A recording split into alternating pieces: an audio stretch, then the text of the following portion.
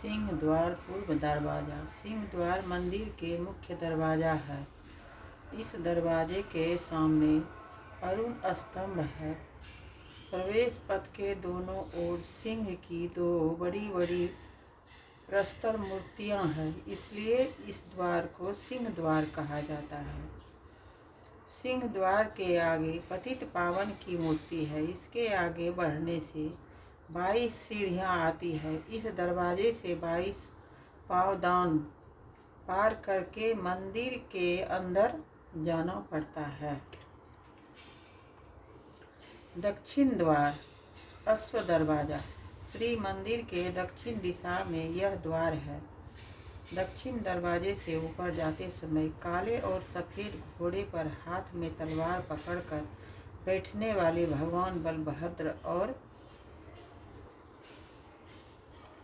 जगन्नाथ जी को देखने को मिलता है। यह भगवान श्री जगन्नाथ जी का कलिक अवतार का दृश्य है, इसलिए इसे अश्व दरवाजा भी कहते हैं।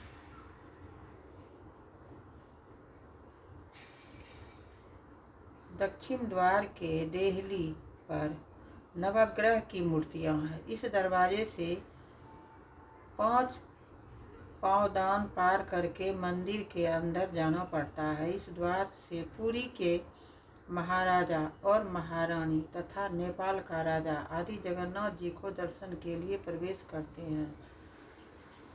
तांत्रिक लोग प्रायः इसी द्वार से मंदिर के भीतर प्रवेश करते हैं। पश्चिम द्वार व्याघ्र दरवाजा। आम रास्ते से इस द्वार तक जाने के लिए 4 सीढ़ियां हैं। दरवाजे के दोनों तरफ पत्थर से बनी हुई 2 बाघ की मूर्ति है, इसलिए इसे व्याघ्र द्वार कहते हैं। इसके द्वार बंद पर कोई देव मूर्ति नजर नहीं आते हैं। इस द्वार को पार करके मंदिर के भीतर प्रवेश करना पड़ता है। उत्तर द्वार हाथी दरवाजा। श्री मंदिर के उत्तर की दिशा में यह द्वार है। इस दरवाजे के द्वार बंद पर नवग्रहों की मूर्तियां विराजमान है। मंदिर के बाहर की परिक्रमा में 13 सीढ़ियां हैं।